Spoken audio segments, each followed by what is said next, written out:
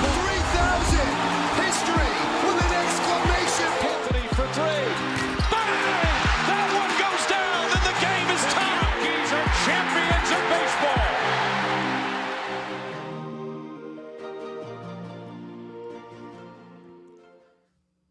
Okay. Well, that was really fun.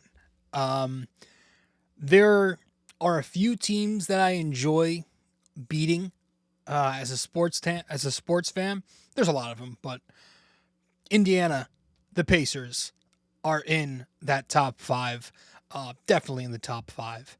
It is an organization I can't stand. It is a city I can't stand. The only good thing about Indiana is Caitlin Clark. Outside of that, hate you all. Bunch of hicks. Can't stand them. Can't stand the Pacers. Can't stand anybody on that team. So I love beating them whenever we get the chance. And obviously, the last time the Knicks played the Pacers was the last time the Pacers won a game. So it was nice to not have that happen again and extend their losing streak to either dozen or 13. Regardless, they are the worst team in basketball. And the Knicks, as the Pacers came into this game with some injuries, obviously Hallie, but also Siakam, the Knicks were without Karl Anthony Towns. They were without Josh Hart. They were without Jeremy Sohan. And obviously without Deuce McBride. So even with that, you expected the Knicks to win this game. They should have won this game. But it was a competitive game, as it always is when these two teams face off. There's always going to be drama. There's always going to be a competitive aspect to it. And we got exactly that. Some of the stuff between Brunson and Carlisle, some physical plays. It was close. Anytime the Knicks would do something, it felt like the Pacers did enough to just stay right within it. But the Knicks have themselves a big second quarter. The Pacers make this big third quarter run where the Knicks just seemed a little slow to get into their offense. The spacing and some of the half-court positioning was affecting how quickly they could get into offense. Tough fourth quarter. Some grinds. Indiana was just, again, staying in it, grinding. But the Knicks eventually pull away in the fourth with some big-time plays. A big tip-in from Mitch Robinson, who we're going to talk about. Big night from him. He has a big tip-in around the 5-minute mark. Brunson misses a shot. That was a big bucket. A couple of big free throws from OG Anunoby with less than 3 minutes left. And then a gigantic Mikal Bridges 3 with 2 minutes left, which was the unofficial nail in the coffin. I thought it was a good game from Mitch, which we'll talk about again. OG had a great game. Brunson had a good game. I think Shamet was bad again. I think Mikal, outside that shot, was bad again. He's been rough for a minute now. Huckporty, we saw him get minutes. It continues to look like not an NBA player. Diawara was okay. Crashed the glass. Jose Alvarado still can't make a shot. I like Alvarado. I think his impact numbers still show that he's making a good impact on the team. The numbers are still good there. The defense has not been amazing, but he does do good things. He's impacting the spacing positively. The full court, get the ball up the floor off of a defensive rebound. He's been great there with Hart in those lineups. But the shot making, man, it's another goose egg in the scoring column for him last night. And as a New York Knick, it's just not been pretty in terms of shot making. He's 27% from three-point range. He's 48% true shooting as a Knick. If you're new to that statistic, 58% is considered league average. So he's 10% worse there. True shooting is basically the OPS for basketball. Brunson was good. Like I said, OG good. Mitch fantastic. And so the Knicks win this game by a final score of 101-92 in Indiana to close or to wrap up their West Coast road trip at 3-2. And with 2 wins coming in a row and 2 losses in a row for the Boston Celtics, although I have not checked on the score of their game tonight. The Knicks are, as I speak, just 1 game back of second place now. So currently they're matched up with the Miami Heat. Funny how that plays out all the time. And not all the time, but I just always feel like it's, of course, the Heat. But if they do get to second, they're currently, or they would currently be matched up with, the potential of Toronto, Atlanta playing a wild card. But what I was looking at when I was looking up the standings and stuff last night, I check this every night now because it's been trending in a positive direction for a minute. The Knicks are finally top 5 in both offense, where they're third, but also defense. They're finally top 5 in offense and defense. I feel like we haven't gotten that since maybe one of the years under Tibbs. I don't even think we ever got that, to be honest. I'd have to go back and check. But that's like the goal. Like, it's for a finals contender. That's a spot you ideally want to hover around, right? To get that net rating in the top 5, have the offense and defense both be top 5. I can't lie to you and say I think they're a top 5 defense just because they are a top 5 defense on March 13th. Or today's March 14th. I thought and still think their ceiling as a defense is 10 to 12-ish. Which is still, could still be enough. But right now, we should give them the respect for being 5th.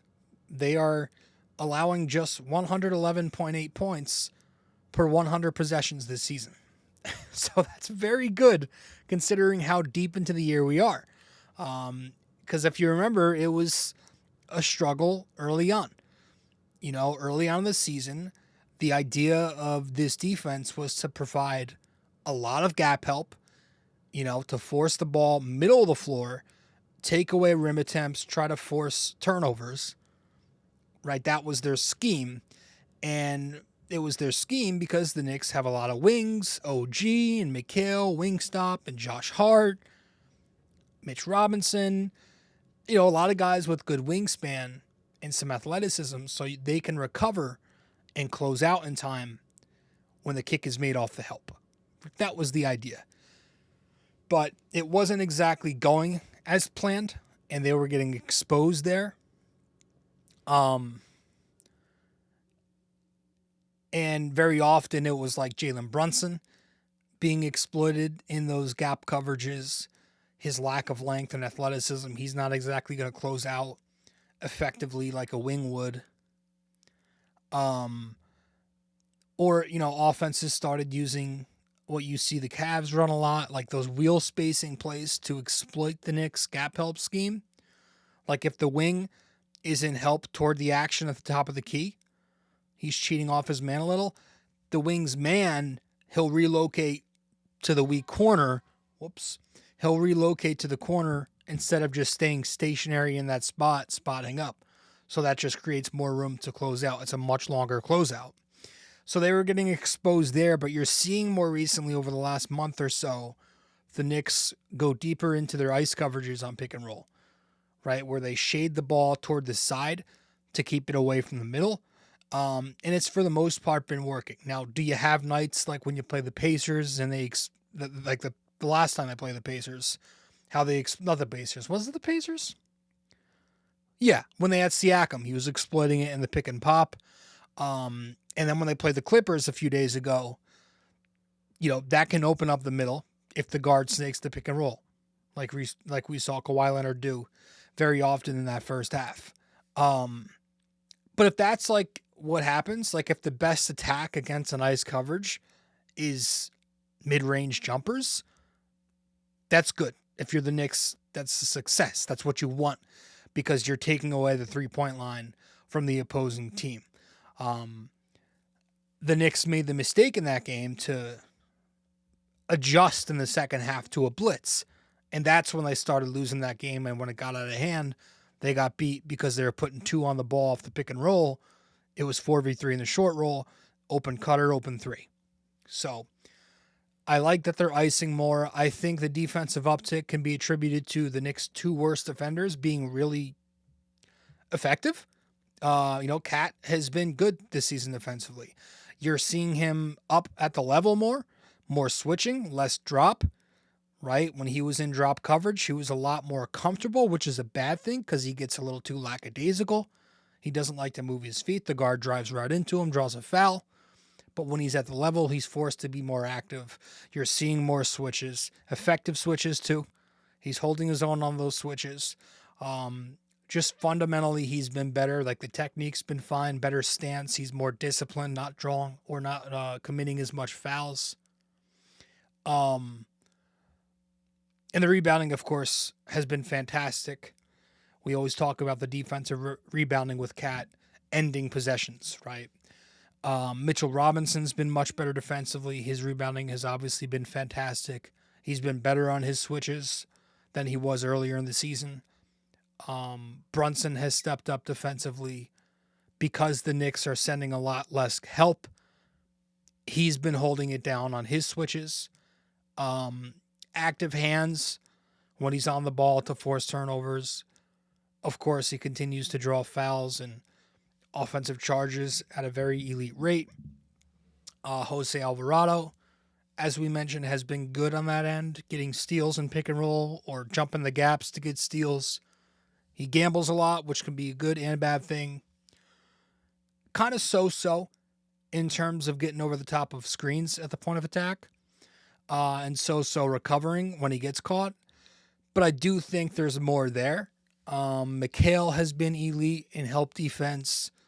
OG is back to what you expect. So all that has helped the Knicks get back to get to top 5 in defense after, I think, bottoming out in like the bottom third, right, earlier in the year. But Mitch Robinson's been a big part of that, and that's why I want to start out here that's why I want to transition here by giving Mitch the game ball from the starting unit last night. Mitchell Robinson gets his 16th game ball of the season. This is his first time as a starter getting a game ball. He goes for 12 points, 22 rebounds, 2 steals, 2 blocks. He shoots 6 for 10, and he was a plus 20 in the box score. A fantastic display of basketball for Mitch. A season high 31 minutes. That's nice to see. We'll see how he feels the ankle on Sunday, tomorrow. How does he recover from that? But it's good to see the minutes uptick as we continue to get closer to the playoffs. Ramp him up a little bit. But yeah, the 22 rebounds is a career high. 9 of those rebounds came in the first quarter. He also finished the game with 9 offensive rebounds. So no Cat, no Hart. Mitch steps up, just takes care of it on the glass. What I like about Mitchell Robinson is his offensive rebounding is basically just like erasing misses. The Knicks don't have to shoot their threes well when Mitch is on the offensive glass because they're winning the math battle. They're winning the possession game, right? It's volume over efficiency. Like, because Mitch is always on the offensive glass, the Knicks can shoot 15 for 30 from 3, or they can shoot 15 for 50, but they can still have the same chance because Mitch is creating second opportunities. That's what I love. That's why Mitchell Robinson has lasted this long with this team. It's such a significant impact for a guy who has just dealt with so much in terms of his health and the teams he's been on, the coaches he's had to shuffle through. You're seeing the best of him this year. But he's been great because that rebounding also creates gravity, right? Space inside the arc. It forces drop coverages off pick and roll because they got to protect Mitch on the basket. on the offensive glass. So that's going to open up the mid-range jumper for the guard coming off. Or if the defense decides to play up on the pick and roll, it's an open roll for Mitch. The offensive glass is open. And we saw that in this game. So I was going to hand the ball to OG Anunoby. But without Mitchell Robinson's screening, OG Anunoby doesn't have the night that he had. Mitchell Robinson all night was screening to open up the Knicks guards and the wings in all different types of actions. Weak side action, traditional pick and roll, double drag. But OG especially benefited from that. And I want to talk about that when we return from our first break here on the podcast. Stay with us on BD4. Quick break here, guys. Stay connected with BD4 on social media. Follow us on Instagram and X at BD4Pod, and find us on Facebook by searching BD4. Don't miss out. Join the conversation.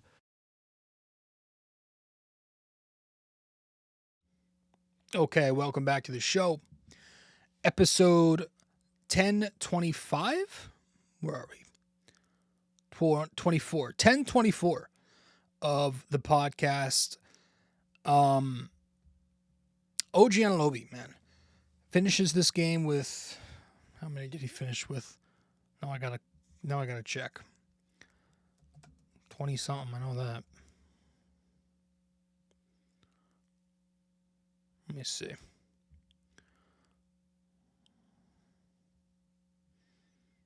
$25. Yep. 25 points for OG, 8 of 16, 2 for 4. Again, with Karl Anthony Towns out, the Knicks leaned into OG as their second option after Brunson, and they leaned into him to work with Mitch in two-man game. Tons of second side action, empty side action, just exploiting low man help consistently on the drive, on the roll. On-ball actions, too. You know, you want to speak about the on-ball possessions. He had a couple of them. And we're going to dive into some film here if you're watching the podcast. But in the first quarter, with about 8 minutes left, you had an OG Mitch pick and roll. It's a step-up screen that Mitch ends up flipping last second before rolling to put OG's man behind. So the big has to rotate over to the ball side of the action to stop the drive. But he's too late. He's very unbalanced, and OG gets an easy dunk off it. And here's that play right here. Mitch flips the screen. OG's man behind. There's the big there, late to come back to OG. OG gets the dunk. So that was one of many great on-ball possessions there. You had one in the third quarter. Again, about 8 minutes or so left. It's another OG Mitch pick and roll. Indiana this time is in high coverage, but they late switch it with OG's man behind off the screen. That opens up the roll for Mitch, which forces low man help off Mikhail on the weak corner, who OG then hits.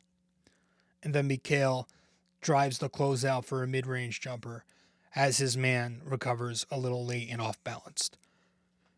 Here's that play right here. Let me just rewind it really quickly so I can show you what I'm talking about. There's the pick and roll. They late switch it, so see OG's got the big. Mitch is ahead there because the guard was behind off the screen, so now Mitch gets the roll. And so because they're playing high up, now they have to tag from the weak side. There's the low man who Mitch forces to tag him. And now Mikhail, because the low man helps down, is wide open. OG makes the skip.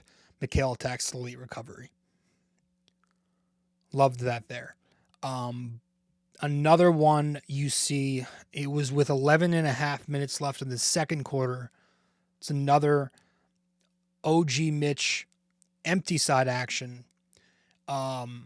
Shamit's got ball on the logo. Mitch sets a weak side screen for OG, who starts out on the weak corner. OG uses it, comes off and receives the ball, flows into an OG Mitch empty side pick and roll. OG's man gets caught behind off the screen to force the big to hedge. So once the big recovers off the hedge to the roll, OG then gets the open drive, draws contact on the low man helper.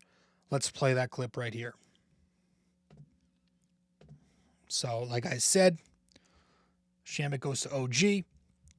Mitch sets the screen here for OG. OG's going to use the screen. And here's your empty side action. OG's man caught behind a little bit. You see OG has to step on him just a bit, just enough. And then now the big who initially hedges here. Let's show that back. Here's the big. He's going to hedge here. And then the second he recovers, now OG's got that lane. And you're going to see, again, the low man helper off the weak corner. That's Alvarado. Has to come over, but by the time he gets over, OG's downhill momentum to draw the foul.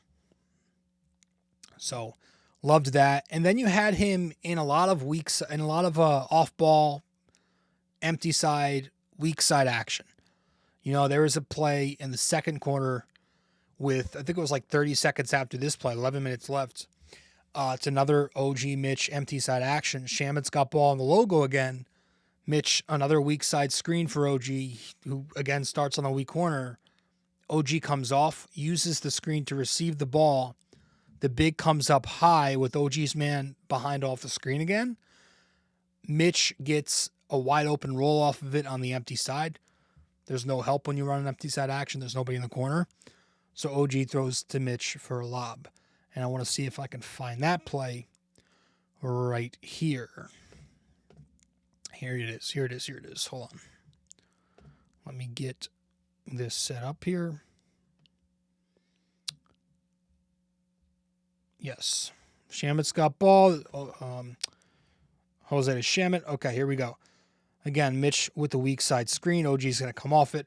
Receives the ball. Again, they're in high coverage, which gives Mitch the roll. Easy pass. So, loved that. Another one here with 10 minutes left in the second quarter. OG Mitch, empty side action again. This time Clarkson's got ball in the opposite slot. He's on the first side wing. Mitch with another weak side screen for OG. OG fakes coming off the screen this time, and he jab steps to bait an overplay, which causes the defender to fall behind him. So he jabs and then rejects, makes a back cut to the rim, and then Clarkson goes to OG for a lob.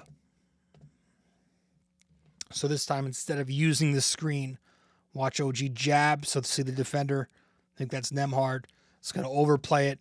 OG's got a wide open back cut now because he rejects. Easy bucket for the Knicks. And then the last one here I want to play came in the fourth quarter with about 9 minutes left. It's an OG Mitch, again, weak side action. Mitch with another weak side screen for OG, who again starts on the weak corner.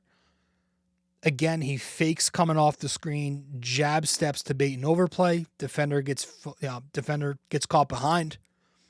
Now Mitch, you're going to see, ends up screening off two Pacers, his man and the guy who overplayed the ball screen, OG's man.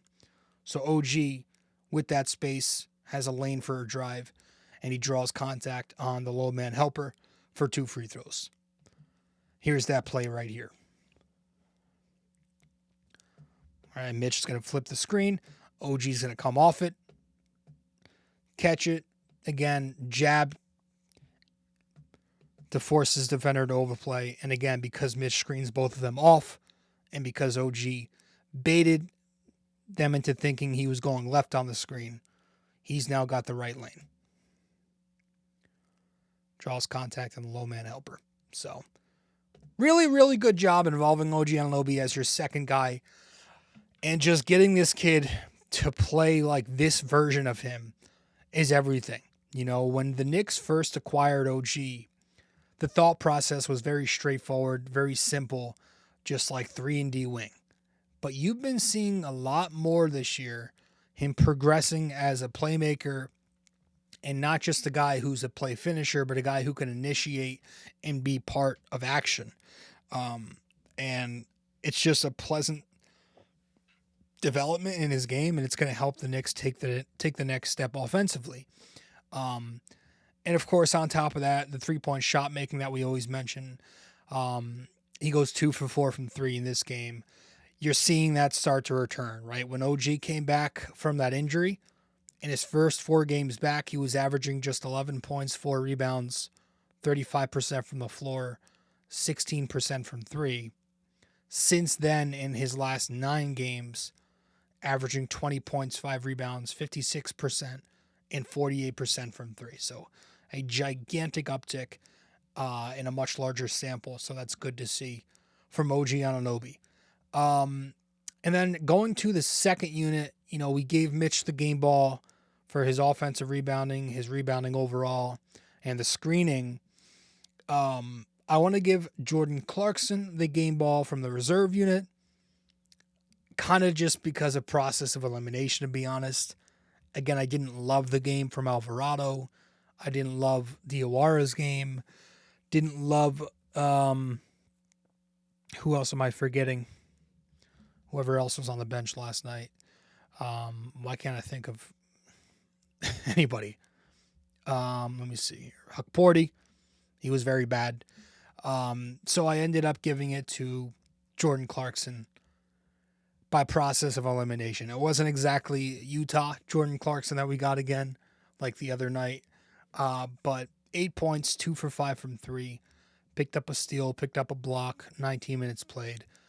Did knock down a big 3 at the horn in the third quarter there to keep the Knicks in it, to keep them ahead, despite that Indiana run there. So he gets his 10th game ball of the season, Jordan Clarkson does. And, again, he stays ready. He's in the rotation as of now. He'll be in the rotation. He'll be in the rotation as long as Hart is out, and I would hope the Knicks take it easy because there's no point in rushing anybody with the schedule they're in right now, because you look at this Knicks schedule, and I'll continue to say it is as easy as it gets at the moment. They now head back home. So they're going to play 1, 2, 3, 4, 5 games in a row in New York City. When I say in New York City, because one of those games is against Brooklyn at Barclays. So that's a road game. But yeah, they got a big homestand. Golden State, Indiana, Brooklyn, Washington, New Orleans. You'd expect them to win a lot of those games. So they're so far 2-0 on this stretch of games where they're playing shit competition.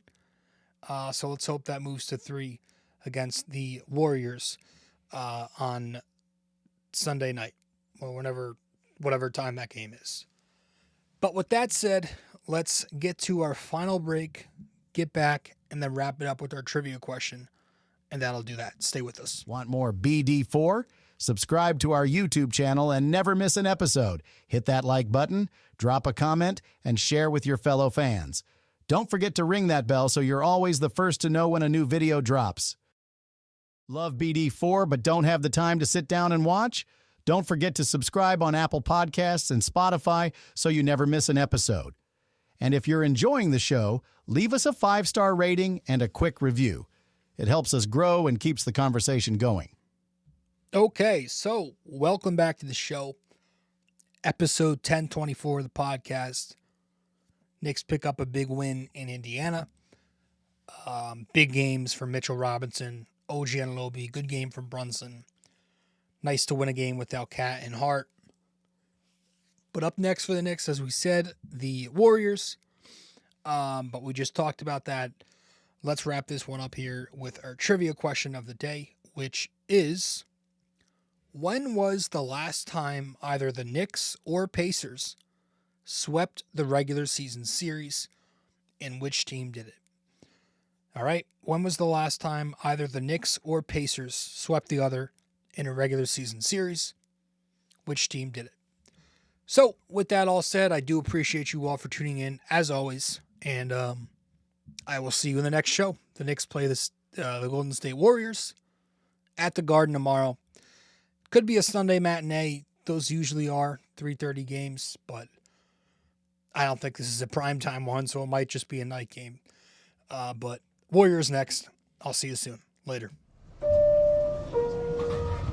Hey guys, thank you for listening to BD4. Be sure to follow us on social media, subscribe to us on YouTube, and give us a 5-star rating on Apple Podcasts. We'll see you next time.